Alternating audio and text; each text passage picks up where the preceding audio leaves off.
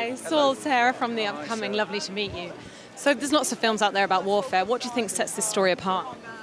Well, I think that's a really good question. I think because it's not a film about heroism, machismo. It's not even a film about fighting. Largely it's a film about the psychology of waiting.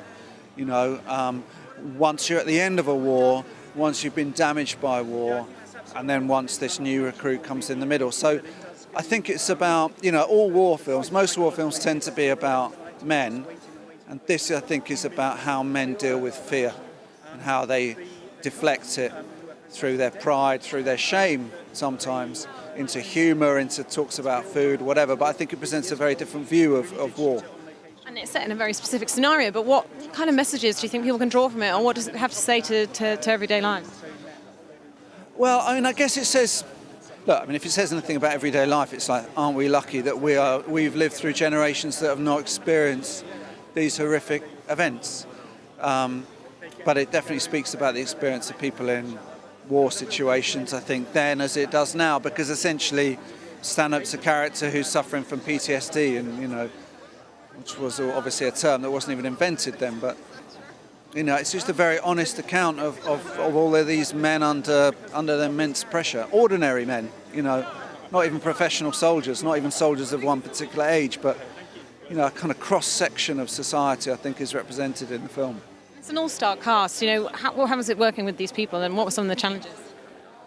Well, mostly the challenge is trying to get all of these great people together, but this one, I think, maybe just because the writing's so strong, I genuinely think that was the reason that, we offered a part to someone, and if they're available, they wanted to do it, and that doesn't happen normally.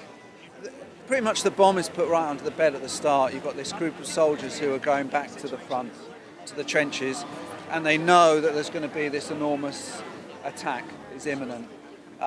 So it's not a kind of question of if, it's a question of when.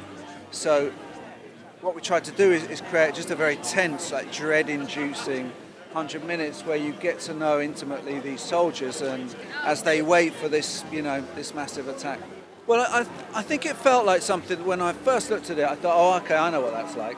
I know what that life was like. And then I read it and I realised, actually, I didn't realise what it was like at all.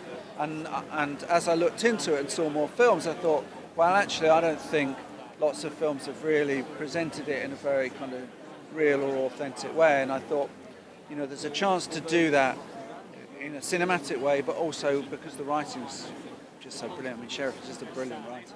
Yeah, well, it was a bit easier for us because we inherited like a real trench network that had already been half built, and then we added to that. But the problem is, when it rains, like everyone knows about it just fills up with mud, and it rained 2 days before we started shooting, so the mud was kind of that you could barely walk around the set because you're stuck in the mud. Which is good, right? Which is good for the film. Hard to make, but good for the sense of reality about the film.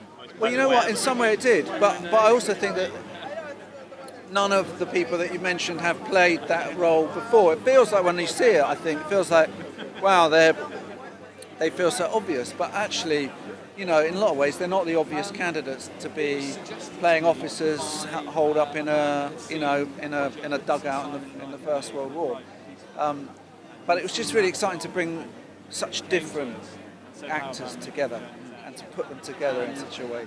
Well, I think what they'll expect and what they get, I'm not sure are going to be exactly the same thing, but I think what they'll get is a very intense, and what we tried for, a very immersive experience, a very intimate experience of what it's like to be there. And what we did is we limited the point of view, so the audience will never see what the characters see. So it's not full of sweeping vistas of no man's land. It's really very claustrophobic and very brought down to their experiences.